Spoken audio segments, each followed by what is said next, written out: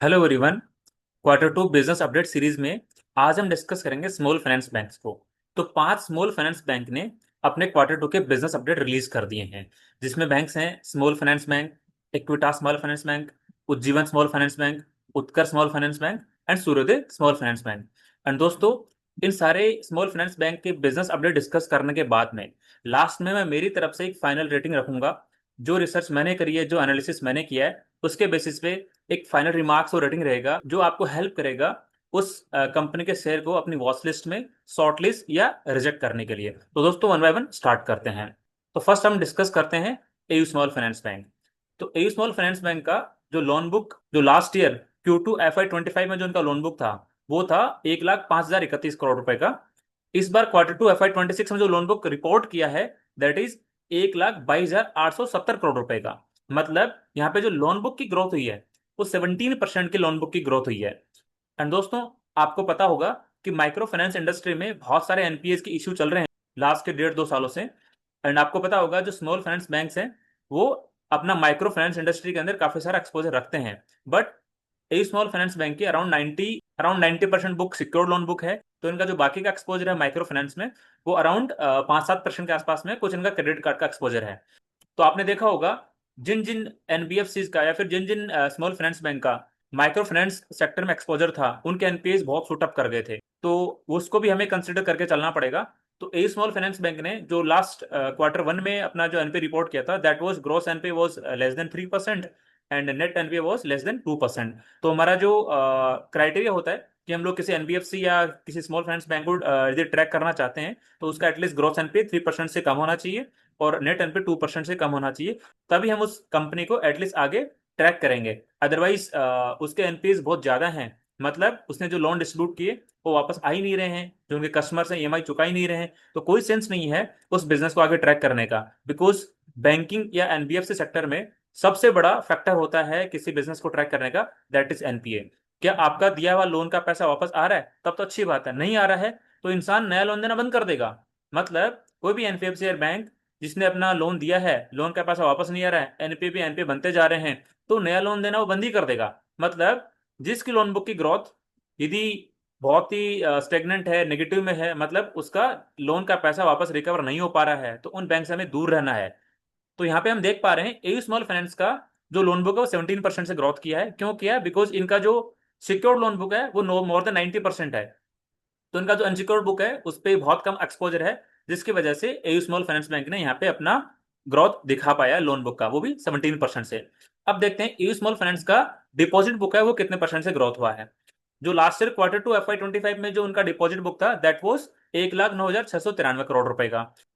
जबकि last quarter Q2 FY26 में जो इनका डिपॉजिट बुक है वो रहा है 1,32,510 करोड़ रुपए का। मतलब जो इनकी डिपॉजिट बुक है वो अराउंड 21% से ग्रोथ करी है। That is fabulous number. मतलब 21% से डिपॉजिट बुक ग्रोथ करना, it's a great thing. Like कुछ ही बैंक्स हैं जो मतलब अपना deposit book Y on Y around 20 से 25% बीच में ग्रोथ कर पाते हैं।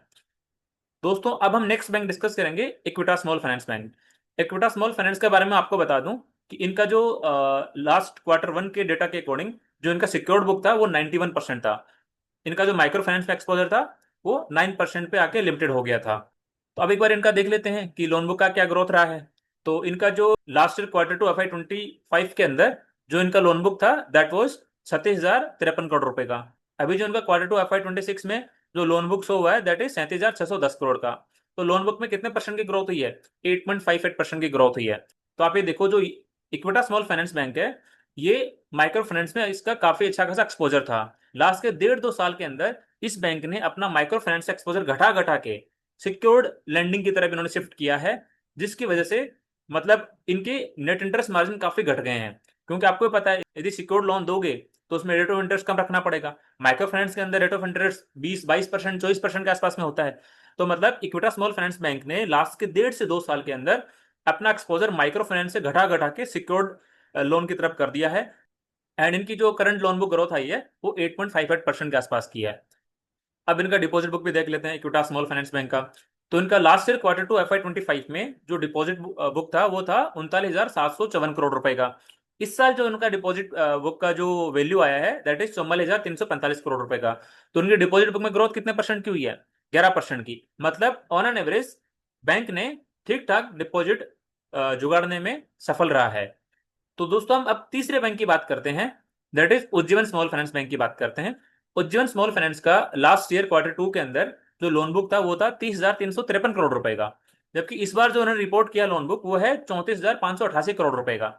और इनका जो ग्रोथ रेट निकल के आया वो 14% का निकल के आया है।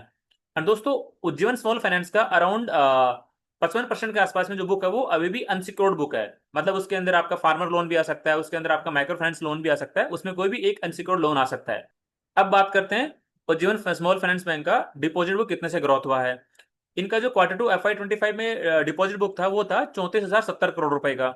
इस बार जो इनका डिपॉजिट बुक आया है दैट इज 39,101 करोड़ रुपए का। मतलब इनकी जो डिपॉजिट बुक के अंदर जो ग्रोथ आई है वो अराउंड अराउंड 14.80 मतलब 15% के आसपास की ग्रोथ आई है।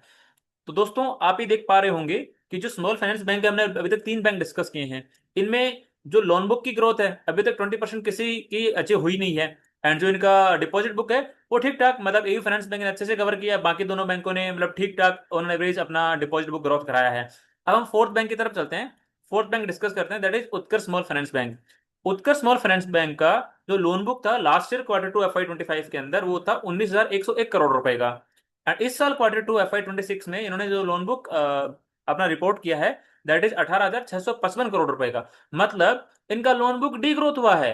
अब आप सोचो किसी बैंक का लोन बुक डी ग्रोथ क्यों होगा? क्योंकि उस बैंक ने अपने नए लोन देना बंद कर दिए हैं। कोई लोन अपने नए लोन देना बंद क्यों करता है? क्योंकि जो पुराने लोन दिए गए हैं उनकी रिकवरी वापस नहीं हो रही है, वही बड़े से बड़े एनपीए में कन्वर्ट हो रहे हैं। तभी आप देखो क्वार्टर 1 FY 26 के अंदर उत्कर्ष स्मॉल फाइनेंस बैंक ने अपना जो एनपीए रिपोर्ट किया था वो अराउंड 10 से 11% के आसपास में था अपना ग्रोस एनपीए। तो जब पुराना लोन ही रिकवर नहीं हो रहा है तो नया लोन कहां से देंगे? तो ऑब्वियसली उसकी लोन बुक तो डिग्रोथ होगी ही ना। तो आई थिंक जो मैं कहना चाहता हूं आपको आप समझ समझ पा रहे होंगे, राइट? अब देखते हैं उत्कर्ष स्मॉल फाइनेंस बैंक का डिपॉजिट बुक किस तरह से ग्रोथ किया है। जो इनका लास्ट ईयर क्वार्टर 2 के अंदर जो डिपॉजिट बुक था वो था 19,496 करोड़ रुपए का। इस साल जो इनका डिपॉजिट बुक निकल के आया है दैट इज 21,447 करोड़ रुपए का। ऑल्दो इन्होंने अपना जो डिपॉजिट बुक है वो 10% से ग्रोथ कराया दैट इज ओके, बट इनका लोन ग्रोथ बिल्कुल भी नहीं है। और आप ये देख पा रहे हो इनका जो एनपीए है बहुत ही हाई शूट अप कर गया था। जितने मैं स्मॉल फाइनेंस बैंक को ट्रैक करता हूँ उसमें सबसे ज्यादा लाइक एनपीए उत्कर्ष स्मॉल फाइनेंस बैंक का था। तो आई थिंक ऐसे बिजनेस से तो हमें तो दूर ही रहना चाहिए। नेक्स्ट बैंक हम डिस्कस करते हैं दैट इज सूर्योदय स्मॉल फाइनेंस बैंक। सूर्योदय स्मॉल फाइनेंस बैंक का लास्ट ईयर जो क्वार्टर 2 के अंदर जो लोन बुक था दैट वो 10,846 करोड़ रुपए का। अभी जो लोन बुक निकल के आया है दैट इज 11,544 करोड़ रुपए का। जो लोन बुक की ग्रोथ निकल के आई है दैट इज 6% के आसपास में। एंड दोस्तों आपने देखा होगा क्वार्टर 2 FY 26 के रिजल्ट में जो सूर्योदय स्मॉल फाइनेंस बैंक का जो ग्रोस एनपीए था दैट वाज अराउंड 8% के आसपास में, मतलब 8% का ग्रोस एनपीए। मतलब आपने जो लोन दिए उसमें से 8% के लोन की रिकवरी नहीं हो रही है। तो हमें ऑब्वियसली उन बैंक से तो दूर रहना ही चाहिए। तो हमें ऑब्वियसली उन बैंक्स और एनबीएफसी से दूर रहना ही चाहिए जिनका ग्रोस एनपीए 3% से ऊपर आ रहा हो। मतलब वो अपना पुराना दिया हुआ लोन ही रिकवर नहीं कर पा रहे हैं, तो नया लोन देके और फिर ज्यादा एनपीए बढ़ेंगे तो कोई सेंस नहीं है नई लोन बुक को ज्यादा तेजी से ग्रोथ कराने का। इसीलिए इन बैंक्स की जिनका एनपीए बहुत ज्यादा था इनकी लोन बुक उतने अच्छे से ग्रोथ नहीं कर रही है। अब देख लेते हैं इनकी डिपॉजिट बुक ग्रोथ का। तो इनकी डिपॉजिट बुक जो लास्ट ईयर थी वो थी 11,312 करोड़ रुपए की। इस साल जो इनकी डिपॉजिट बुक निकल के आई है दैट इज 11,991 करोड़ रुपए की। मतलब इनकी डिपॉजिट बुक में ग्रोथ कितने परसेंट की आई है? 6% की आई है। तो दोस्तों ये तो हमने पूरा डिस्कस किया जो इनकी क्वार्टर 2 की बिजनेस अपडेट थी कि कितने परसेंट से लोन बुक ग्रोथ हुई है और कितने परसेंट से इनकी डिपॉजिट बुक ग्रोथ हुई है। अब हम एक इन समरी एक डिस्कशन कर लेते हैं कि कौन सा बैंक ऑन ट्रैक जा रहा है और कौन से बैंक को हमें अवॉइड ही कर देना चाहिए। तो दोस्तों मैं 1 बाय 1 स्टार्ट करता हूं। पहले मैं ये देख लेता हूं जिन बैंक्स का ग्रोस एनपी 3% या उससे ज्यादा है उनको तो हमें ट्रैक करना ही नहीं चाहिए, उनको तो डायरेक्टली वैसे ही वहां से रिमूव कर देना चाहिए। तो उसके अंदर आता है उत्कर्ष स्मॉल फाइनेंस बैंक जो मेजरली अपना यूपी बिहार में लेंडिंग करता है, प्योरली माइक्रो फाइनेंस लेंडिंग करता है। उसका ग्रोस एनपी 10-11% के आसपास में है एज पर क्वार्टर 1 की रिपोर्ट। हाँ क्वार्टर 2 के रिजल्ट आएंगे तब देखेंगे कितना इनका ग्रोस एनपी निकल के आया, उसके हिसाब से एक बार दोबारा डिसीजन लेंगे। But as per NP record of quarter 1 हमें उत्कर्ष स्मॉल फाइनेंस बैंक को तो रिमूव कर ही देना चाहिए। सेकंड आता है हमारा सूर्योदय स्मॉल फाइनेंस बैंक। उसका भी ग्रोस एनपी अराउंड 7 to 8% के आसपास में था, तो उसको भी हमें रिमूव कर देना चाहिए। अब बचते हैं 3 स्मॉल फाइनेंस बैंक। एक आपका बचता है एयू स्मॉल फाइनेंस बैंक, दूसरा बचता है आपका इक्विटा स्मॉल फाइनेंस बैंक, तीसरा बचता है आपका Ujjivan small finance bank. AU small finance bank का सिक्योर्ड लोन बुक है वो अराउंड मोर देन 90% के आसपास में है। आपका इक्विटा स्मॉल फाइनेंस बैंक का जो सिक्योर्ड लोन बुक है वो भी मोर देन 90% से है। और आपका जो उज्जीवन स्मॉल फाइनेंस बैंक का जो लोन बुक है उसमें अराउंड 45% के आसपास में सिक्योर्ड लोन बुक है। तो दोस्तों मैंने लास्ट टाइम एक वीडियो बनाया था कि कौन से बैंक या एनबीएफसी को पिक करना चाहिए अपनी इन्वेस्टमेंट करने के लिए। तो उसके अंदर हमने एक स्ट्रिक्ट क्राइटेरिया लिया था, जिन बैंक या एनबीएफसी का ग्रोस एनपी 3% या उससे ज्यादा है तो हमें उन बैंक्स और एनबीएफसी को अपने इन्वेस्टमेंट के रूप में नहीं देखना चाहिए। रीजन बीइंग, जो लोन वो बांट रहे हैं वो लोन ही वापस नहीं आ रहा है, तो मतलब कितनी बड़ी लोन बुक कर लो, जब लोन दिया हुआ ईएमआई रिकवर ही नहीं हो पा रही तो कोई सेंस नहीं है। तो हमने इन दो बैंक्स को रिजेक्ट कर दिया। उसके बाद हमने ये भी डिस्कस किया था कि जिन बैंक्स की लोन बुक ग्रोथ एटलीस्ट 20% या उससे ऊपर है, केवल हमें उन्हीं बिजनेसेस को ट्रैक पे करना चाहिए और उन्हीं बिजनेस के अंदर हमें इन्वेस्टमेंट करनी चाहिए।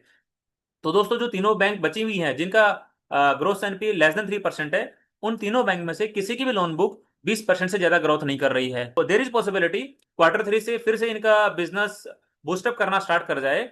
जो सिक्योर्ड लैंडिंग कर रहे हैं मैं उनकी बात कर रहा हूँ, जो मोर देन 90% से सिक्योर्ड लैंडिंग कर रहे हैं मैं उनकी बात कर रहा हूँ। हो सकता है उनका बिजनेस फिर से बूस्टअप करना लग जाए। देर इज पॉसिबिलिटी Q3 से ये लोग मोर देन 20% से ग्रोथ करने लग जाएं तो हम लोग एक बार दोबारा रिव्यू कर लेंगे। But at A point of time, आज के दिन इनकी जो लोन बुक ग्रोथ है बिलो 20% है, तो मैं तो इनको कंसिडर नहीं करूंगा एज ए इन्वेस्टमेंट डिसीजन के रूप में। This is my point of view. Strictly जैसे मैंने मेरे पैरामीटर्स बना रखे हैं कि return on equity increasing trend में होना चाहिए, लोन बुक ग्रोथ मिनिमम 20% का होना चाहिए, ग्रोस एनपीए 3% से कम होना चाहिए, नेट एनपीए 2% से कम होना चाहिए। These three are major fundamental parameter जिसके बेसिस पे हम किसी भी बैंक या एनबीएफसी को शॉर्टलिस्ट और रिजेक्ट करते हैं ट्रैकिंग के रूप में। अपनी वॉच लिस्ट में लगाने से पहले ये पैरामीटर यदि फुलफिल करता है तो हम उसको ट्रैक करते हैं। तो दोस्तों अभी तक आपको ये समझ में आ गया होगा कि as per my understanding small finance banks में करंटली अभी ग्रोथ नहीं है, बिकॉज एनपीएस के इश्यू बहुत ज्यादा थे। इसकी वजह से लाइक पुराने लोन्स रिकवर नहीं हुए हैं, तो बैंक्स नया लोन देने में काफी हिचकिचाहट दिखा रही हैं। तो आई थिंक हमें स्मॉल फाइनेंस सेगमेंट से दूर रहना चाहिए, स्पेसिफिकली उन बैंक से जिनका लोन बुक में सिक्योर्ड लैंडिंग का परसेंटेज बहुत कम है। आई थिंक आप समझ गए होंगे। और यदि हमें एनबीएफसी और बैंक्स में इन्वेस्टमेंट करना ही है तो हमें वो एनबीएफसी या फिर वो बैंक पिक करनी चाहिए जिनका एटलीस्ट लोन बुक 20% है उससे ज्यादा ग्रोथ हो रहा हो। और यदि मैं एनबीएफसी की बात करूं तो एटलीस्ट 25% से ज्यादा ग्रोथ हो रहा हो। और बाकी के जो दो पैरामीटर है, जिनका return on equity increasing trend में हो अराउंड 20% के आसपास में हो, और जिनका ग्रोस एनपी 3% से कम हो और नेट एनपी 2% से कम हो, जो बैंक या एनबीएफसी इन पैरामीटर को फुलफिल करती है वो मेरे को ज्यादा बेटर अपॉर्चुनिटी लगती है इन्वेस्टमेंट करने के डिसीजन के रूप में। एंड दोस्तों यदि बैंक्स और एनबीएफसी में वो कुछ इन्वेस्टमेंट अपॉर्चुनिटी ढूंढनी है तो उन एनबीएफसी या बैंक्स को पकड़ो ना जो एटलीस्ट 25%, 30%, 35% से अपनी लोन बुक को ग्रोथ कर रही हो और जिनका लोन बुक 100% सिक्योर्ड हो। कुछ हाउसिंग फाइनेंस कंपनीज हैं जिनका लोन बुक अराउंड 25, 30, 35% से ग्रोथ कर रहा है, तो जिनकी 100% सिक्योर्ड बुक है, जिनका रिटर्न ऑन इक्विटी पे इंक्रीजिंग ट्रेंड के अंदर है, जिनका ग्रॉस एनपीए भी आपका बिलो 3% है, नेट एनपीए भी बिलो 2% है। तो वो यहाँ पे एक अपॉर्चुनिटी बन सकती है यदि आपको बैंकिंग और एनबीएफसी सेक्टर में इन्वेस्टमेंट करना ही है, तो उस केस की मैं आपको बात कर रहा हूँ। तो दोस्तों आज के लिए इतना ही। यदि आपको वीडियो अच्छा लगा होगा तो लाइक जरूर करना एंड चैनल को सब्सक्राइब करना बिल्कुल मत भूलना, बिकॉज अभी Q2 का अर्निंग सीजन स्टार्ट हो गया है और मैं बहुत सारे ग्रोथ बिजनेसेस की वीडियोस बनाकर यहाँ पे अपलोड करने वाला हूँ। तो दोस्तों आज के लिए इतना ही। थैंक यू, मिलते हैं नेक्स्ट वीडियो में।